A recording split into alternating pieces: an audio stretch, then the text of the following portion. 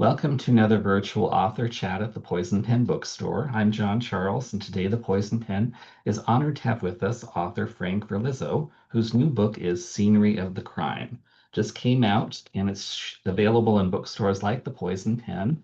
If you'd like us to hold a copy for you or put one in the mail, just give us a call or go online to the Poison Pen Bookstore. We'll be happy to connect you with this fabulous new mystery. Now I'd like to welcome Frank. Hi, nice to meet you, John. Finally, It's lovely to meet you too as well. Thank you for taking time to be with us today. my pleasure. My first question for authors is always what their life was like before they became a published author, and you have a really fascinating background. What can you tell us about Frank prior to Scenery of the Crime? Okay, that's a little easy because I'm a native New Yorker, and Scenery Okay. of the Crime takes place on Broadway, so Mhm. it's inevitable. But as a native New Yorker, I was born in Manhattan, raised in the Bronx, Mm. high school in Manhattan, college in Brooklyn at Pratt Institute. Yeah. And so I'm about as New York as you could possibly get. Mhm. And fortunately, Pratt, I had a teacher at Pratt, which is an art school, Mhm. uh, who was very much in the design field that I was interested in, which was entertainment design. Mhm. And he sort of led me to the course of the career I wound up being in. I went on an interview on his recommendation at an ad agency that Mhm. was primarily theatrical. Mhm. So it was strictly Broadway, off Broadway. And they hired me, and I thought I died and gone to heaven. Mhm. But I was working in the production department, not as a Yeah. designer. I was there 2 years before I learned the lay of the land and started to submit my art as part of presentations. But Hmm. took off from there, and I really, from the minute I started there, I have to say, I felt very, very much at home. So you spent a number of years working on that side of Broadway and theater. What made you decide after all that time, now I want to write a mystery? Well, I've always, always been a humongous mystery fan. Okay. Been reading them since I was a kid. My mom as well. She, first of all, always had a book in her hand. Mm-hmm. It was either a mystery, a romance novel, or a bestseller. Oh. But she was always reading, even if she had like 2 minutes. Mhm. That's what she did. So I think I certainly got my love for books from her, and but I really clicked into the mystery genre. And at the time, I was probably a grisly little kid because I loved true crime also. So I was very much hypnotized by that. And over the years, the true crime part sort of faded a little bit. I think as the genre of serial killers got more popular, I got less interested. Mm. But mysteries have always, always fascinated me. I love them. And to this day, it's the bulk of what I read. Mm. If I understand correctly, even though you didn't really start writing Scenery of the Crime until much later in your life as a second act kind of career for you, you actually were kind of writing even while you were doing the artwork. Yes, I was. Mm. When you work in an ad agency, although I was pretty much pegged as the poster designer for Mhm. advertising and for Broadway shows, which was my dream job. It was truly a remarkable career to have. If we were strapped for a writer to write some advertising copy for either a flyer or just an ad or a radio spot, I would sometimes pitch in, and I loved doing it, but I knew I was probably not nearly as good as the guys who did it for a living every day. And Mhm. nor was I as interested in writing advertising copy as I was in maybe trying my hand at a murder mystery. Mhm. But I never attempted it. I never, because I never had time, certainly. between designing for the theater and going to the theater, there wasn't a whole lot of time to sit down to think about actually writing a mystery novel. What can you tell readers about Scenery of the Crime? Well, Scenery of the Crime, first and foremost, is about Broadway, Mhm. and it's about the 1970s on Broadway, which I don't have the world's best memory. I probably couldn't tell you what I ate last week, but I can tell you every single little detail about the 1970s on Broadway because it was my first experience being introduced to the theater. Mm. And truly everything about it was new to me and so exciting that it was, I think it was emblazoned in my head. It's never going to leave. Um, so I thought it would be a fun background for murder mysteries, certainly. And over the years, during the course of watching big Broadway productions where you could see death hazards everywhere on stage, I thought maybe it would be a fun thing to sort of contrive a story where that is indeed part of the murder mystery. Is it an accident? Is it actually a murder? Because the stage is loaded with hazards. So I played up that part of it. Well, I thought your protagonists, your detectives, were really fascinating because, in a way, they reminded me of the traditional sleuth like Poirot. They're part of a world, but they're also outside of the world. Mm-hmm. Now you're talking about the official sleuths or Yes. the Well, unofficial, the amateur sleuths, the amateur Vic and sleuths, Betty. Vic and Betty. Yes, they're very much, well, Vic especially is a true crime fanatic and a Mhm. movie encyclopedia, growing Mhm. up with movies. And Betty is a theatrical encyclopedia, basically. Mhm. But they're both interested in intrigue and get sucked into this may or may not be murder uh, crime. And it was fun. It was really fun to just sort of explore it. And at the time I was writing it, once again, it was my first Mhm. attempt and it was during the pandemic. I think probably lots of people finally Mhm. found time to do something like that. Although I was still working Mhm. as a poster designer, uh, the theater obviously was in a quandary, not knowing if Mhm. it was going to ever continue. Pandemic. Yeah. Yeah, it was very, very scary. But I had a lot of institutional clients because at that time I was off on my own. I wasn't working for an agency anymore. I had a lot of institutional clients and they forged ahead with their seasons or planning their seasons because they thought or they weren't sure when it was going to come back. Mhm. So as a result, I was quite busy. But then I saw it peter out because we realized it was going to be a longer process than everyone thought at first. Um, so I got involved with writing the novel and I loved it from the minute I started. I just loved the process and I pretty much approached it, I think, the way I approach poster design. Mhm. I do it in layers and Mhm. people would always ask me for my posters, well, how many sketches did you do? And I would Mhm. always tell them I don't sketch anything out. I just do it. But and with technology that allowed me to really forge ahead with that. Before technology, I had to do it, sending out for type. I would draw the type out and then have to send it to a typesetter. Mhm. It was always a process. If I wanted to retouch something, I had to send it to a retoucher. There was like nothing that I could really do myself. Technology allowed me to do it myself, which was wonderful. So by the time I was working on my own, it was a pleasure to work because I didn't have people hovering over me or waiting for somebody to send me something that for me to continue what I was doing.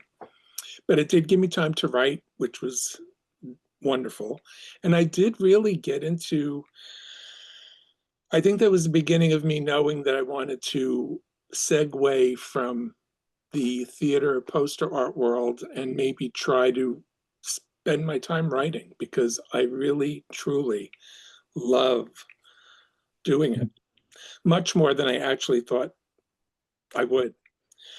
But then the scary part was getting someone to read it. So I asked a few of my good friends, plus my husband, to read it.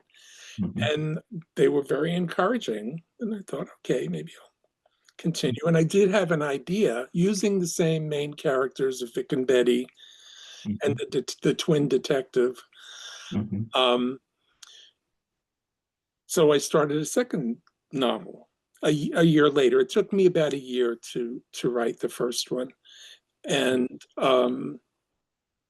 I was really enjoyed it even more. I thought I was probably maybe just gonna it Mhm. was gonna peter out. Yeah.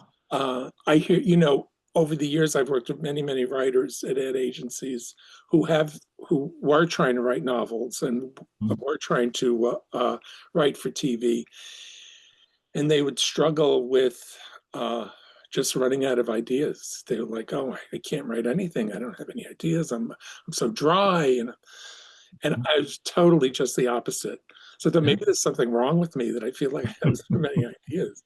But I did just forged ahead, to entertain myself and have a good time. Never ever thinking they were ever going to be published. It was just not, I used to dream about that, but I never thought anything would happen. Mhm. By the time I started the third book, I was starting to think maybe I should look for an agent. Maybe I should look for somebody who should tell me, no, Where the don't groundwork even is done. try, Yeah. or yes. Mhm. I was once again reading a book and saw an agent's name in it, and it was someone I actually knew, someone who knew her. Mhm. So I wrote her an email just asking for advice. Mhm. Um, and she was lovely. We went back and forth. Then she found out it was a series. She thought it was one book I was talking about. Since I was really just asking for how do you find an agent? Is there a list? Are there websites? Are there, I was just asking a lot of questions. She was very patient with me. And when she found out it was a series, she said, I think I might know a publisher who would be interested in this. And do you mind if I submit it for you? So Mhm. that's what we did. She told me what I needed to do to get it in a format for this publisher. I didn't even know who she was submitting it to. And that's how I found the fabulous Camel Press and Phil Garrett and Jennifer McCord. So it was like a dream for me. I felt like I wrote one email to find an agent, and I mean, there it was. It was great. There was probably a lot of back work involved. That was just the initial spark that set things going. Well, on their end, I have no idea what was going on. But I could tell from the advertising world that it was probably a lot more complicated than it appeared to me. Yeah. I was thinking about your book and your background before, your career before, and I thought it really must be a change to go from the graphic arts, illustrating, drawing, design, to writing as another creative art. But as I thought about it, and correct me if my assumption proves to be wrong, in some cases, in both fields, you're involved in storytelling. When you're designing a poster, you're telling a story about something. When you're writing a book, you're telling a story.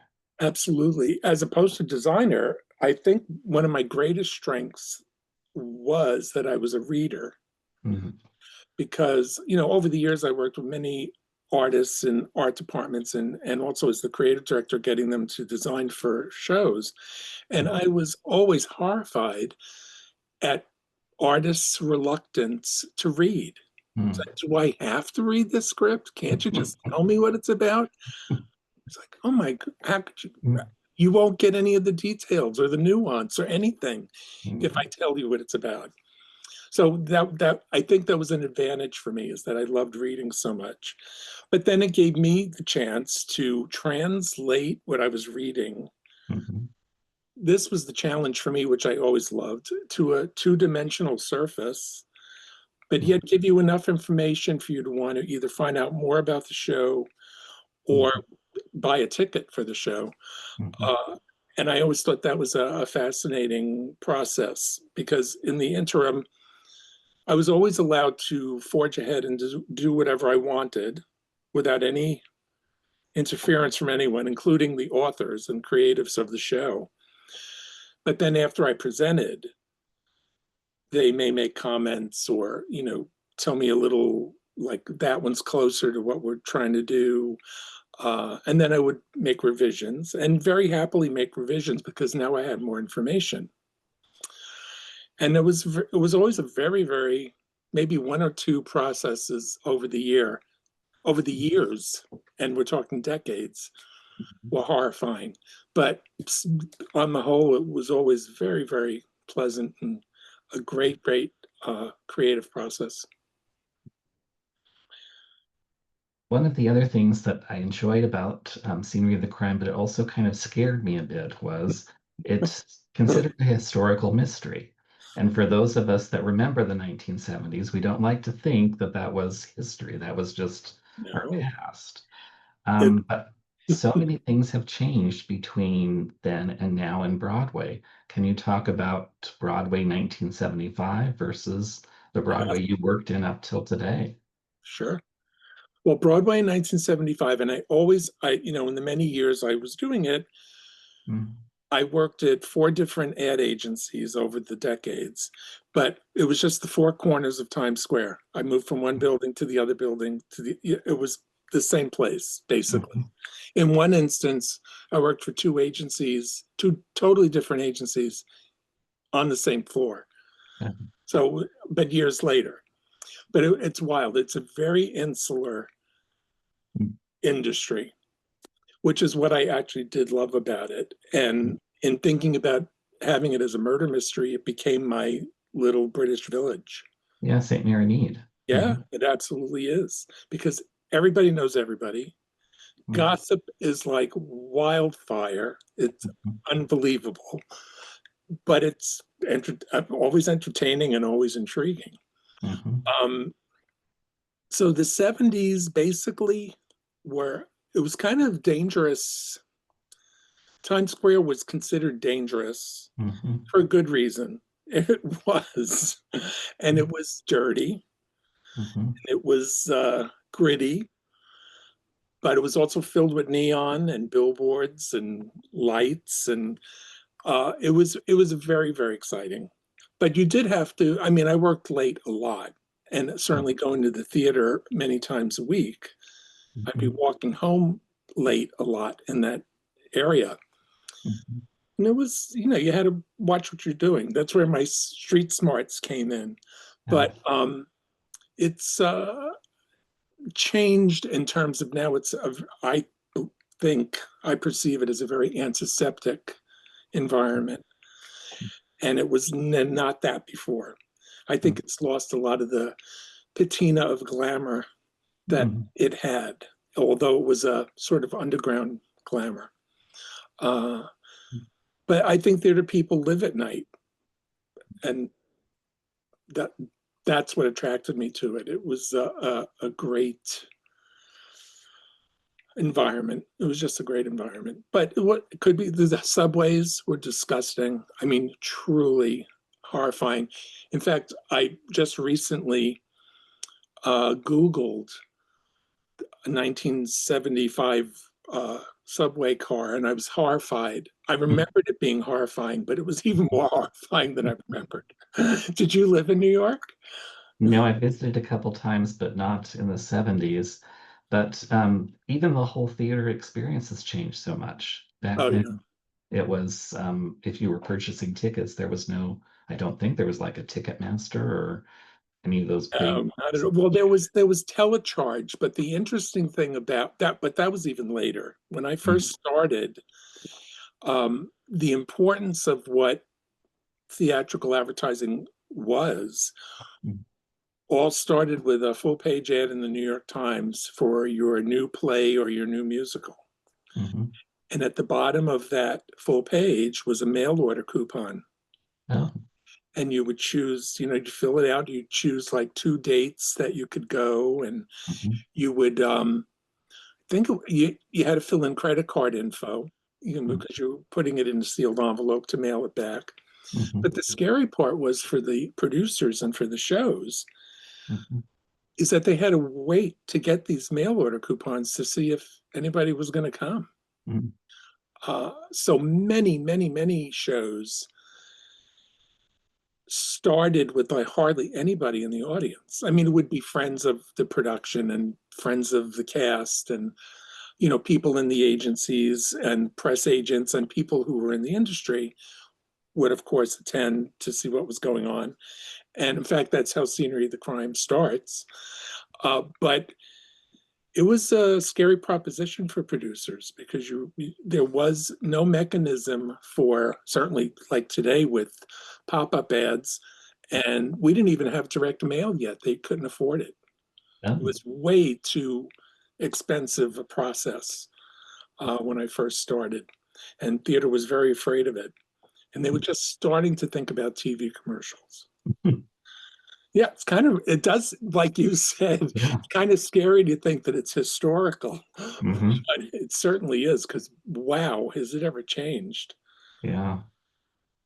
One of the things I love as a mystery reader is when a mystery takes me into a new world where I learn something, but I'm also being entertained.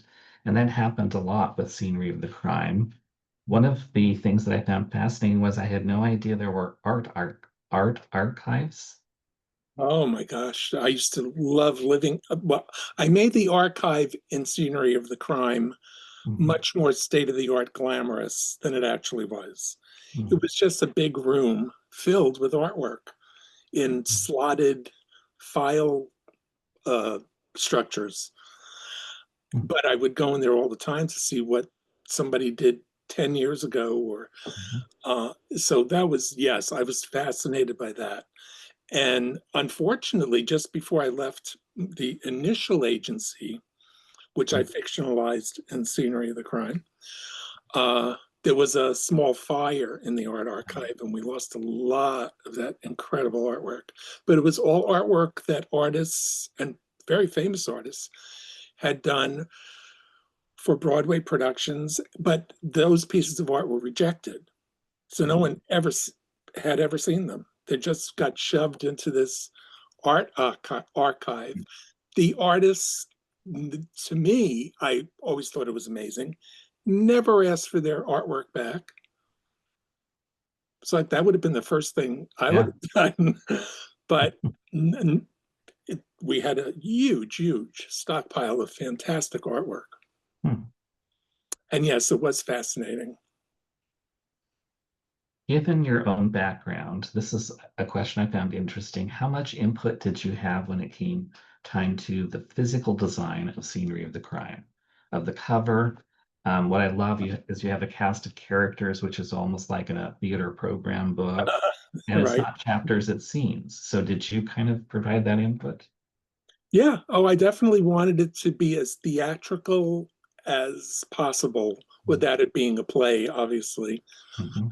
I don't think I could ever attempt that, but um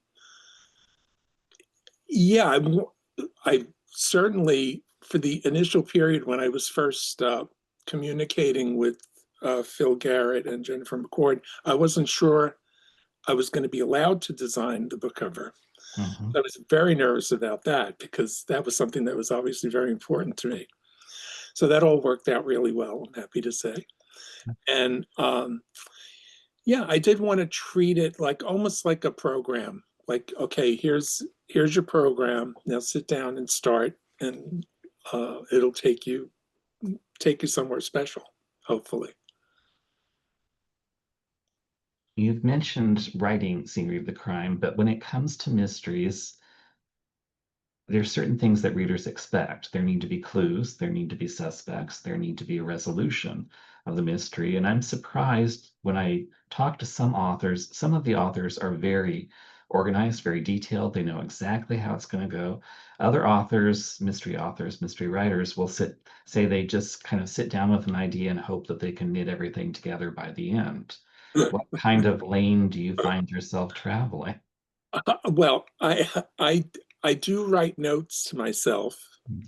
I do. Being a mystery Mhm, addict, mhm, what is a mystery without clues? Well, of course you have to come up with clues. I mean, that's a fun part. mhm, Um, it's almost, it's like doing a puzzle, putting a puzzle together. But if you don't have all the pieces, you're cheating. mhm, So I do try, and hopefully I succeeded in Scenery of the mhm, Crime of laying the groundwork so that you really should be able to figure it out mhm, if you have a mind to. I know 9 times out of 10 when I'm reading a mystery or even mhm, watching a BBC mystery thing, mhm, I just let it take me. I don't sit there trying to figure out what the machinations are mhm, because it sort of takes away the fun. mhm, So I just like to go along for the ride, so to speak. mhm. You've mentioned that there's going to be others in the series. Can you tell us anything about that? Yeah. Well, fortunately, Camel agreed to the first three in the series, so that's wonderful. I'm really excited. The second one is the same basic group of characters. It's got Vic and Betty and the two Mhm, twin detectives and his mounted policeman brother. It's got a theater psychic who's in the first book. She's also carried over. mhm, And two press agents who are in the office above. They carry over also. But then it's a brand new mystery and it's a brand new set of uh, characters, a cast of characters, as it yeah. were. And I do love, and I have to say, I don't know how you felt about it because people have questioned me about it. I loved having a cast of characters before the book started Yeah. because, sort of it's my little homage to Earl Stanley Gardner, who I always Yeah, the golden remember. age of Yeah, mysteries. Yeah, and where they always had a cast of characters. and sometimes you're reading a mystery, at least I am, and you don't read it all in one sitting. So you go Right, back to it and it's like, okay, who was this person? You can refresh exactly, your memory. Yeah, no, I exactly. thought it was very useful. Scenery of the Crime is actually not your first book. You have another book to your credit, Braver by Yes, Design. Braver by Design. 5 decades of my Broadway theater posters for Mhm, Broadway, off Broadway, and beyond, which is my institutional work. mhm, Um, but yeah, I was really excited about that. So it's thank you for mentioning it. mhm, I feel like it's my entire career that I could hold in my hand. But it covers quite a bit. I mean, I was still working when the book came out, so it isn't like it took you up to the end, mhm. but it's got the bulk of my work, and certainly the most famous pieces I've done are in there. So it's great. I love having that book. You've done some iconic posters. I think my own favorite was your poster for the Mousetrap that you Ah, for that. I I'll thought tell you that a was funny very good. story about that. Really? Yes. I had done, well, the Mousetrap had never been done in the United States. Mhm, Now, once again, we're going back to now, it's probably the 80s. mhm, Um, but there was going to be a touring production of it in the United States. So very excited. And I was asked to work on it, which I was thrilled. mhm, So I came up with that fingerprint mouse, which you may have seen. mhm. Um, Show never happened, was some Oh, fell apart. And that happened many times with shows where mhm, they either fell apart before they came together or the minute they hit the stage out of town, they knew it wasn't working or mhm, creative differences or whatever problem they could have had. I was always amazed when a show actually made it to the stage. But mhm. Mousetrap fell apart. Okay. It felt very bad because I kind of loved that. Well, I love Agatha Christie. I Mhm. worship Agatha Christie like Yeah. millions of us do. Mhm, And years later, and I'm talking years, mhm, my husband and I took a trip. We were in London, and I said, well, we've never seen the Mousetrap. We should go see it. Go to the theater. he's buying the tickets. We went during the day. We were going to go to the show in the evening. He's buying the tickets, and I'm wandering around in the lobby, and they had a little caged souvenir kiosk. Mhm. And I walked over to it, and there was my mouse on sweatshirts, t-shirts, keychains, celebrating the 50th anniversary of the Mousetrap. Hmm. Like, okay. So I was a little taken aback, but I Mhm. have to say, I was so excited to see Mhm. something I had done related to Agatha Christie at Mhm. the Mousetrap that I only blew my top when I came back to the States and talked to the producer I had done it for to begin with. But then it got all cleared up, so it was fine. But what are the chances of that happening? That's it's amazing. Um, do you have, with all of your experience, years in the industry, do you have a favorite Broadway play or Broadway musical? Is there one particular project you worked on that you really feel is kind of has been important to you? Yeah, you mean in terms of the end result or the Yes, process? the end result, the poster itself, or the Okay, design yeah. itself. The design itself, I love Sunday in the Park with George. It's my Mhm. absolute favorite. It's Stephen Sondheim, James Lapine musical. It starred Bernadette Peters and Mandy Patinkin. It's a beautiful production, beautiful music, great score. Mhm. And it was a pleasure to work on. It was the whole thing was heavenly. Mhm. So that one I have a special fondness for. With Sweeney Todd being the runner-up, which happens to be another Sondheim Yeah. piece. But he wrote the best Mhm. shows. So it's pretty wonderful. Well, we're almost out of time. I can't believe how quickly it's gone by, but we've been Wow. very fortunate to have with us Frank Verlizzi, whose new book is Scenery of the Crime. For Before we Lizzo. Verlizzo, I'm sorry. Um, before we go, is there a way readers can find out more about you and your books? Are you on social media? Yes, actually, I'm on Facebook, Frank Favor for Lizzo, but we have a website, retrobroadway.com. Oh, And for the poster part of my life, there's favor.com. oh, okay. So I have two websites. Well, it's a wonderful start to what looks like to be a promising new series. Scenery of the Crime I hope is so. out and available. We can look forward to the second book. I'd like to thank Frank for taking time to stop by and visit us virtually at the Poison Pen. And for those of you tuning in to another author chat, thank you for joining us. And thank you so much. This is an honor. Thank you.